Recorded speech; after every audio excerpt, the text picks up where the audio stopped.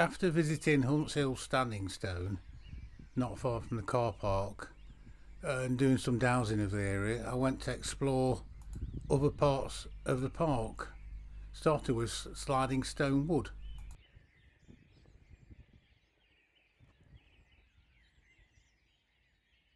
So it keeps raining, it's very clear.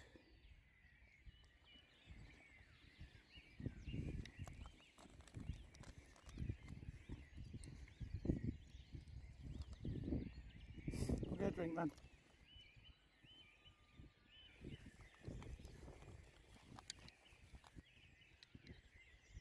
Right, coming up to Sliding Stone Crag with an amazing oak tree growing out of it, look.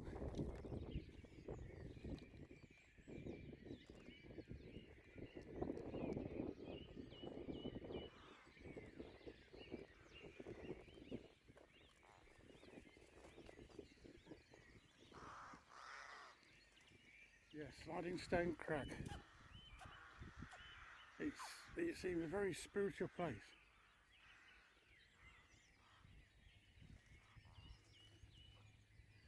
It consists of a jumble of slate slabs. Apparently it's one of the most ancient in the country.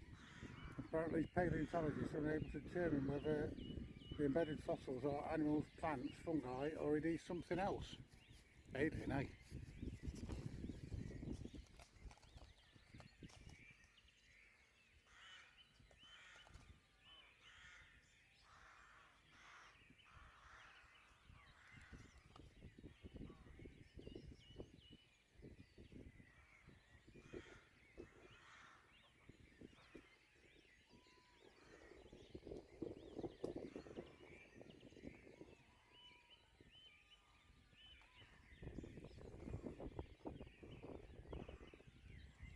Like the idiot I am, I ain't brought my glasses.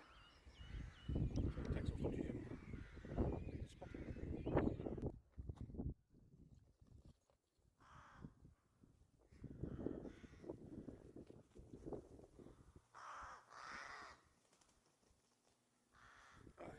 It's amazing little place, this is. It just feels good. See if we can find any fossils, alien fossils.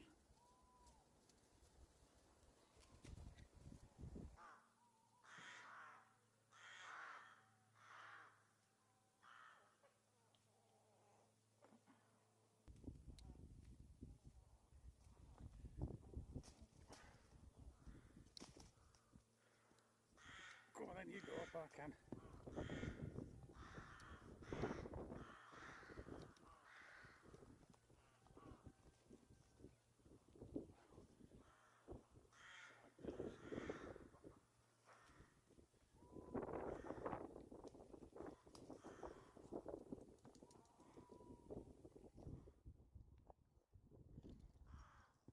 Small silver birch.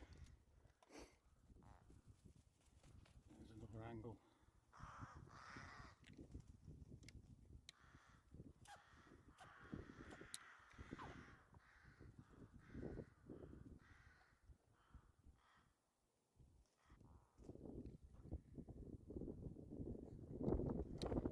That almost looks prehistoric.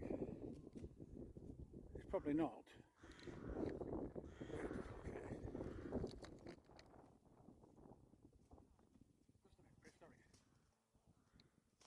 It's obviously natural. Also found in Charnwood Forest, which could be around this area, this is in the middle of it. Geologists have found a fossil, the earliest known animal predator. 560 million years old specimen it was, the first of its kind. It's related to corals, jellyfish and enemies. And they're named it after David Attenborough. I'll put the name up because I can't pronounce it. He used to live in Leicestershire.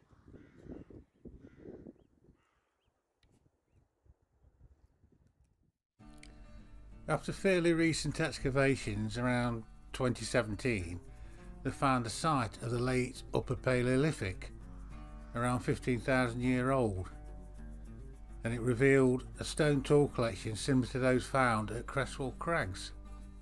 and it's one of the few sites in the UK dated to this period.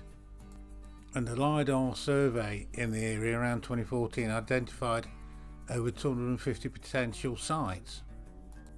Now, of these earthworks found may be prehistoric and include terracing and ditched enclosures.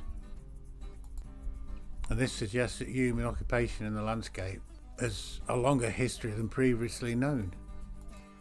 They found a Mesolithic flint scatter, a collection of flint knappings and stuff, plus a Bronze Age enclosure and roundhouse, medieval hunting lodge, a 17th century stable, and an unknown early phase of stone buildings below Bradgate House.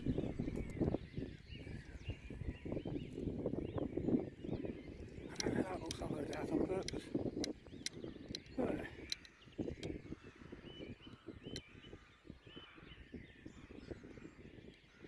I don't know what to think about these. I was joking, but I'm not sure now.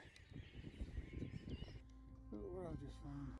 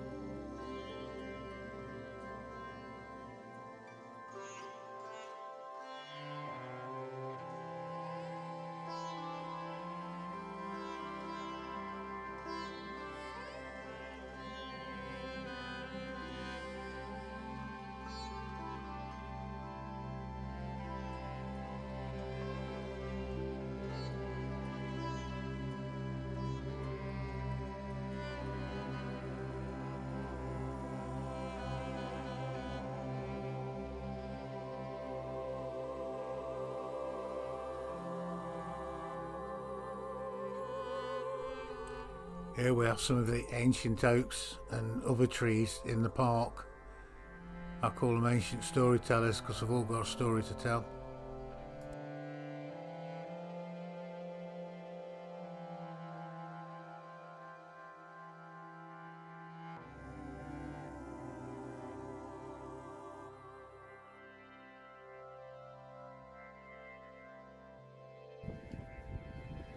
Look at this old bugger.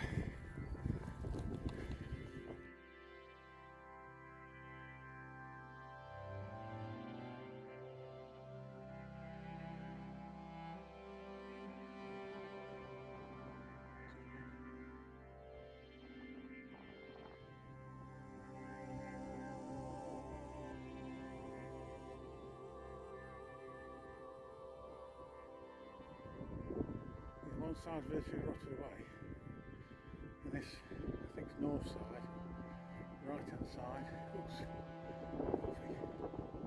Look at the growth on it. If you approach from this side, you want to name it rather.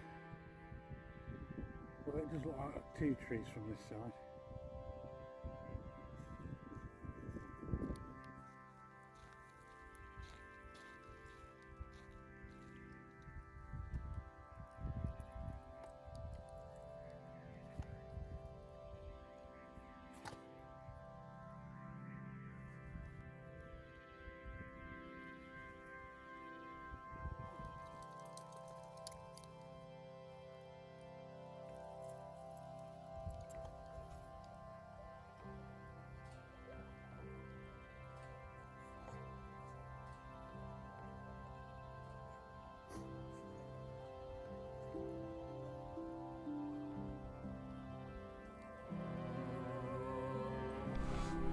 Bradgate Park was first documented in 1241 as a deer park, and it is the location of one of the first unfortified brick-built aristocratic houses in England, built in 1520. and it was the birthplace of the childhood home of Lady Jane Grey, the 9 Days Queen. I've done the story of her in the Bradgate Park before, and she's supposed to still haunt the place, still walk the place late at night. So this one might be a place for Corinne of Argo's Reel to add to her list. Yet another one, eh?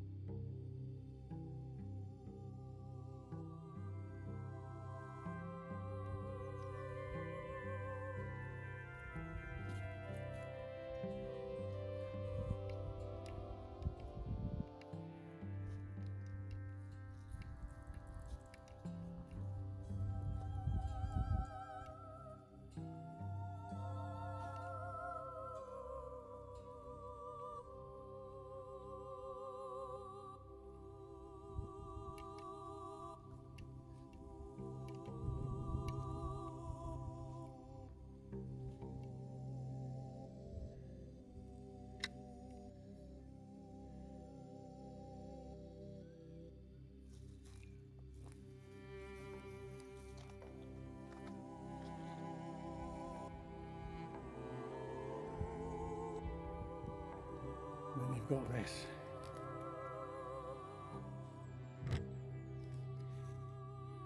Look at that beaut. Another storyteller. That's got to be going on for 1,000 years on.